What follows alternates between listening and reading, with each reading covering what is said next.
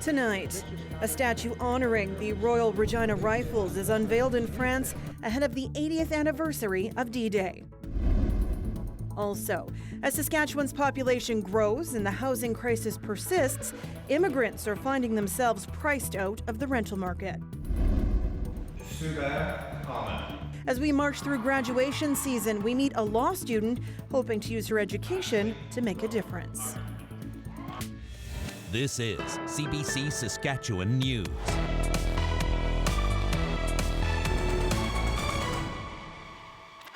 It is Wednesday, June 5th, and CBC Saskatchewan News starts right now. Good evening, and thanks for watching. Ceremonies were held today in France ahead of tomorrow's 80th anniversary of D-Day. Among them, a tribute to the Royal Regina Rifles in a service in Normandy. Julia Wong has the story from France. This statue commemorating the Royal Regina Rifles was unveiled here today. Now, that regiment was one of the first regiments to land on Juno Beach on D-Day, and more than 100 of its members died on D-Day. But there's never really been anything to mark or honor this particular regiment until now. This is a bronze statue that's 2.5 meters tall, and it depicts a soldier carrying his rifle, carrying his gear, ready to storm the beach with a look of determination on his face that's probably mixed in with a little bit of fear. The ceremony was overseen by Princess Anne, and she is the regiment's colonel-in-chief. She spoke with members of the regiment and then thanked the regiment as a whole for their service and their sacrifice on D-Day. The statue unveiled today will forever help tell the story of loyalty, of bravery and of duty. I also hope it will remind future generations to never forget the sacrifice and determination of the Regina Rifles. I was here 30 years ago as a young rifleman, as a parade participant at the 50th anniversary of the D-Day landings, and I noticed, as did all of us, that there was just a small, tiny plaque. Our regiment is full of working class individuals and farmers and Indigenous people. It didn't have a lot of money after the war, and there wasn't a really great symbol of what happened and what they did. Big crowds gathered to mark the occasion, some carrying French flags and others carrying Canadian flags. And it was a moving day for those whose loved ones were a part of the regiment 80 years ago. In particular, one Saskatchewan First Nation that had 6 members storm Juno Beach and only 4 came back. 20% of the Regina Rifles were First Nations from different First Nations in Saskatchewan. 6 were members of my nation. They didn't have to, but they went. It's quite emotional day. It's quite touching. Quite frankly, the last time a member of my family was in France, people were shooting at him. So it makes it quite chilling when we went to the beach yesterday to see what they faced, the distance they crossed, and what they did to secure our freedoms for my generation and my kids' generation. The regiment said that there's a specific reason this statue is here. They say there are lots of monuments on Juno Beach, but this particular community is how far the regiment got into France on D-Day. Julia Wong, CBC News, 2MU, France. On D-Day, Canada's ranks did include Indigenous soldiers who'd volunteered to fight. They too will be honored tomorrow on D-Day. But as Jason Warwick shows us, many believe those soldiers never got the thanks they deserved. The privilege to stand here. These members of southern Saskatchewan's Pepeekisis Cree Nation are also descendants of Second World War veterans. I have mixed emotions right now. They didn't have to go, but they went, right? In Canada, First Nations people were exempt from serving in the Second World War, but they volunteered anyway at higher rates than non-Indigenous people, and several soldiers from Pepeekisis stormed the beaches of France 80 years ago on D-Day. And thank you very much, Chief, for everything you've done. That sacrifice honored recently in Regina with a small statue. On behalf of our spirits will be there with the spirits of those gone on in a powerful way, with Creator looking upon us and blessing us. Bird's father, Charles, was one of 6 members who landed on D-Day with the Regina Rifles. He was later wounded in the foot, leg, and shoulder, treated, and sent back to the front line. Other Pepeekisis members were wounded after they were dropped in as paratroopers, their advance work critical to the Allied invasion plan. Bird and others say their warriors continue to inspire, even though Canada turned its back on them when they returned, denying them farmland and other compensation given to non-Indigenous veterans. They thought they were fighting for a better life, but they just came back to the same life, right? So a little mixed emotions at the moment. But I'm very honored that they went, because we're a nation of warriors. So. While they're in France, the delegation from Pepicassis plans to conduct a quiet ceremony on Juno Beach. They say they'll remember their warriors and continue their fight for justice. Jason Warwick, CBC News, Regina. CBC has extensive coverage to commemorate the 80th anniversary of D-Day. Join Chief Correspondent Adrian Arsenault from France for a live special tomorrow, June 6th, starting at 2 a.m. local time. The provincial government says the Saskatchewan Teachers Federation has rejected its offer to go through binding arbitration. In a news release late this afternoon, the provincial government says the Government Trustee Bargaining Committee met with the STF today. The goal was to discuss a path forward to bring contract negotiations to an end. The government committee says it proposed they jointly request binding arbitration, but the STF declined. With arbitration, the parties would agree to be bound by a contract hammered out by an independent arbitrator. Earlier in negotiations, the situation was reversed. Teachers had called for arbitration, and the government rejected the proposal. The most recent tentative agreement between the two sides was reached on May 17th, but it was not ratified by teachers who've been without a contract since August of last year. Saskatchewan's provincial auditor says the government's carbon levy program for heavy emitters should be more transparent. Tara Clement released Volume 1 of her annual report this morning. Clement recommended improvements for how the Ministry of Environment regulates its output-based performance standards program. That program is aimed at regulating heavy emitters to reduce their greenhouse gas emissions while maintaining competitiveness in the sector. The program has been around for 5 years, and Clement says the ministry isn't telling the public how the program is operating and that there aren't any measures to judge if it's working as intended. Nearly half of the regulated industrial emitters exceeded their permitted emissions intensity limits in 2019 and 20, and yet the ministry does not report these results to the public. The Ministry of Environment needs to assess whether its carbon levy program for industrial emitters is achieving the desired environmental and economic results by determining sufficient measures to report publicly. Clement says the government has also not spent any of the money generated by the carbon levy on technology aimed at reducing emissions. In a statement, the government says work is underway to address her recommendations.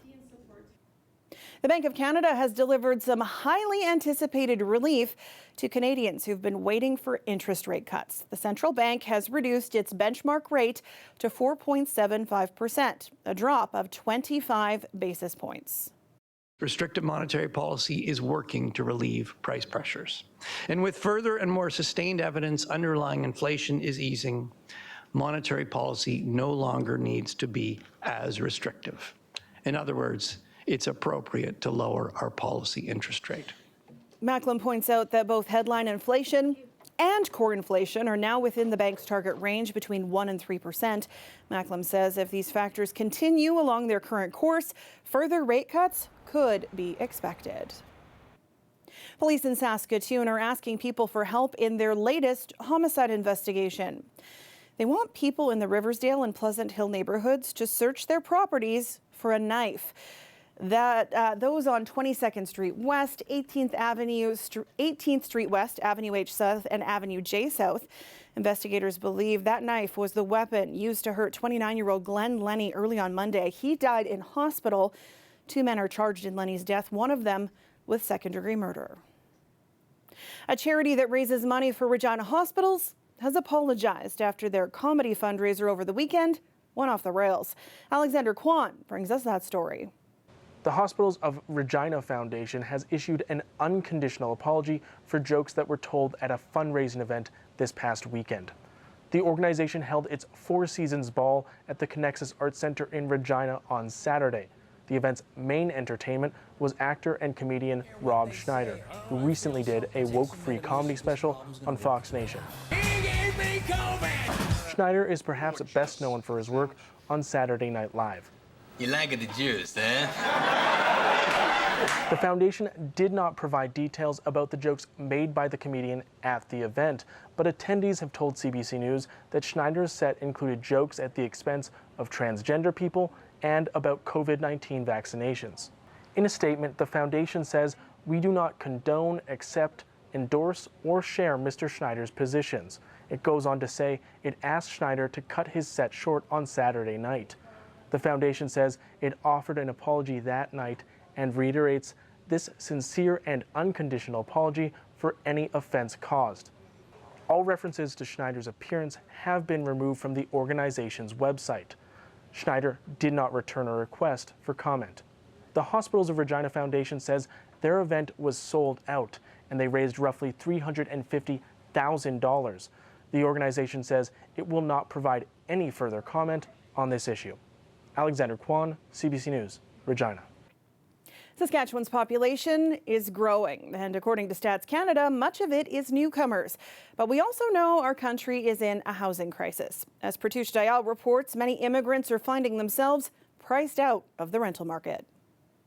In late May, this family moved around the world, more than 11,000 kilometers to Saskatoon from Qatar. And while they find the people here welcoming, Shafkat Nabi and Aisha Jamal say the rental market is not. We know that the housing, the demand and supply, there's a huge demand-supply gap actually. So we expected it, but yes, not this height. The couple moved with their twin daughters and they visited Saskatoon last July before making the final move. And since then, in less than a year, they say rent has exponentially increased. I definitely feel there is a jump in almost 10 to 20% in terms of rent. The number of houses, the lesser number of houses are available at this point of time. According to a recent report from rentals.ca, rent in the province is up 18.4%. The average rent for 2 bedrooms in our province is at $1,300. It's in part because of the rising demand. In the last year or so, Saskatoon's population grew by more than 16,000. Regina welcomed more than 10,000 newcomers. Much of this growth comes from immigration. The rent control has to be there because a lot of new immigrants are coming. We've seen rent control instituted across the country, and it doesn't work. But the Saskatchewan Landlord Association says rent control is not the answer. Rent control actually will hurt tenants and the industry in the long term by scaring away investment. And what we want to do now is welcome as much housing investment as possible. Shaked says what we need for affordability is more housing. Given our projections on where the economy is heading and where, what the demographics look like over the next 7 years, we estimated that the supply gap is about, 60,000 units for Saskatchewan. The provincial government says it's taking measures to boost housing, but experts say the low vacancy rates and higher rent are likely to continue. For now, the family has found a place for almost $1,900, but they do worry about eventual increases. When it comes to the price, yes, we have to stretch our budget, which is very, very important for us because we have just landed, we don't have a job, and we have to set up the whole thing. Pratish Dayal, CBC News, Saskatoon. Well, more than just a light breeze in the Queen City today. Gusts well over 70 kilometers an hour blasted Regina and much of southern Saskatchewan today. Matched by clouds and some scattered rain, it made for a pretty cool day. But it looks like the sun and the warmth return tomorrow before warming up for the weekend. Ethan will have your forecast after the break. Stay with us.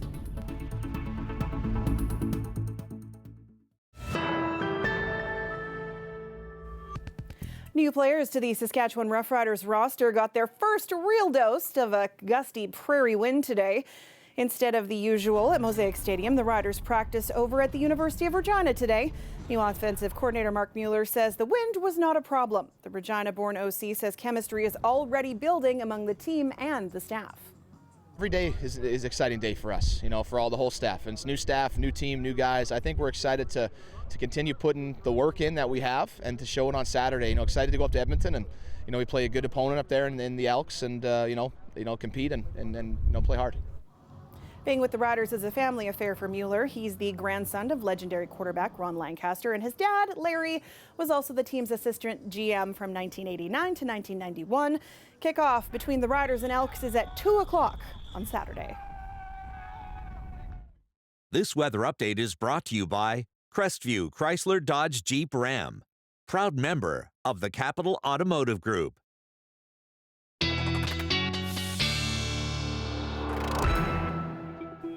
Our weather specialist Ethan Williams joins me now. A real dose of reality when you try to throw or kick a football into the wind. Oh yeah, challenging at the best of times. When you have winds that were like they were today, there was basically, well, no chance that you could get any sort of outdoor activities in. We did get over 90 gust-wise in places like Moose Jaw and Estevan today. Regina, we did get over 80.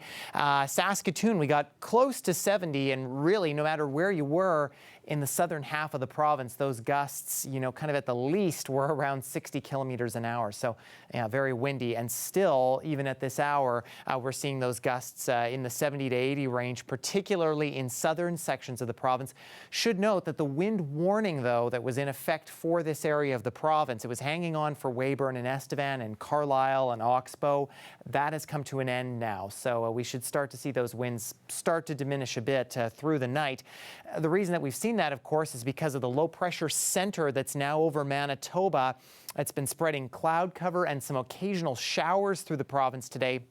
Most of the rain has been to the north, but you can't see it here because there's no radar coverage in that part of the province. We are getting clearing, though, in some southern and western sections, and you can see that clearing on the current temperature map, where temperatures are still at 20 in places like Maple Creek and Leader, nearly 10 degrees cooler, though, in Hudson Bay, and even cooler in the north of the province, where winter is trying its best to make a comeback tonight, because this rain that's been falling there likely going to transition over to snow, and it could be some more significant snow at times overnight tonight and through tomorrow. Uranium City, Stony Rapids, Fond du Lac. South and central, though, I think we'll finally get some clearing, maybe a little bit of a system skirting by early Friday morning, as snow still hangs on in far northern sections of the province, and then a little bit of rain and some snow mixed in for Friday for many northern parts, as we get some sunshine and some cloud cover for Friday and Saturday in south and central. These amounts I still think are a little on the high side, but we could see 20 to maybe 30 millimeters of rain in far northern sections.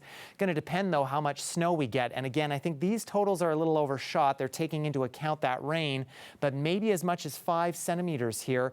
Don't think it's going to stick to the ground, though, just because of how warm the temperatures have been, and they're still above freezing. Still going to be windy, though, tomorrow, as this system is pretty stagnant to our east. 60 to 70 for gusts in south and central Saskatchewan. Still gusty Friday, but starting to come down a bit. So Regina, a temperature rebounding to around 20 tomorrow with mostly sunny skies. That's pretty much status quo for the next 3 days, and then things finally get feeling more like June as we head into the beginning of next week. And then Saskatoon, pretty similar here. We may slip down below the 20-degree mark heading into Saturday, but things pretty quickly jumping back up. So after we get through the wind here, Sam, looks like some more June-like conditions and some warm weather coming too. If the wind just doesn't entirely blow us away. Yeah, we'll have to watch. Thanks, Ethan. You bet. Well, not exactly waterslide weather in Saskatoon today, in what I consider to be the unofficial start of summer. Riversdale Pool is now open, but as you can see, the weather kept anyone from splashing around in the pool. In Regina, Wascana Pool opens up tomorrow. Stay with us. We're back after the break.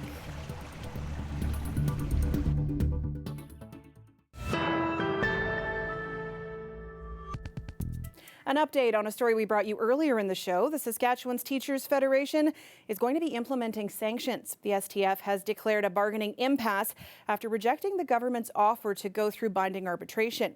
Earlier in negotiations, the situation was reversed and teachers had called for arbitration, and the government rejected it. The most recent tentative agreement between the two sides was reached back on May 17th, but it wasn't ratified by teachers who have been without a contract since last year. We will have more details about sanctions when the STF releases them. You can stay up to date by visiting our website. Now, we are officially in graduation season, and for one law student, her convocation marks the end of a long and difficult journey, prompted by a dark time in her life. As Tyreek Reed reports, she's hoping to use her education to make a difference.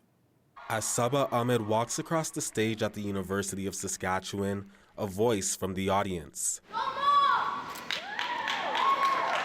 Go Mom, her son shouts. She's walking into a new law career, a career that was sparked by her divorce. The legal field is a very white, male-dominated field, so it was really hard for me to find a lawyer that I could relate to and that could really understand things from my perspective, being like a young South Asian woman with kids. So at the age of 39, the Edmonton woman decided to become a lawyer, but it came with great sacrifice, leaving her 3 children behind every other week to drive to Saskatoon, where she grew up, to attend law school. Also, she could give other women the support she says wasn't always offered to her. It would be easier for them to be able to relate to someone that perhaps looks like them or has had the same experiences as them, because again, it's very hard to find support because nobody really understands or has had the courage to leave these type of situations. Ahmed says leaving a marriage can be looked down upon by members of the South Asian community, but it was her family that stood by her and showed the most support. I feel very proud that she did it, and I really hats off to her with her dedication. I mean, it was not an easy journey, it was very difficult. Now 3 years and many 5-hour drives later, she finally has a law degree, something she didn't always think would happen.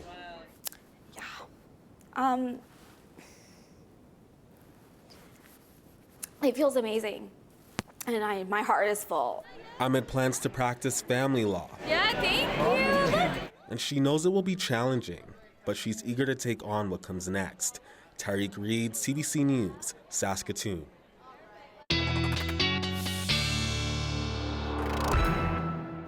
And Ethan's back. Are you going to give them a forecast fit for convocation photos? Well, if you want your hair, nicely blowing in the wind, yes, it'll be perfect for that tomorrow and tonight even. Wind's still going to be strong in Regina. By tomorrow morning, the hope is that we will see some clearing skies. That's what the models tell us anyway, but it's still going to be a bit windy.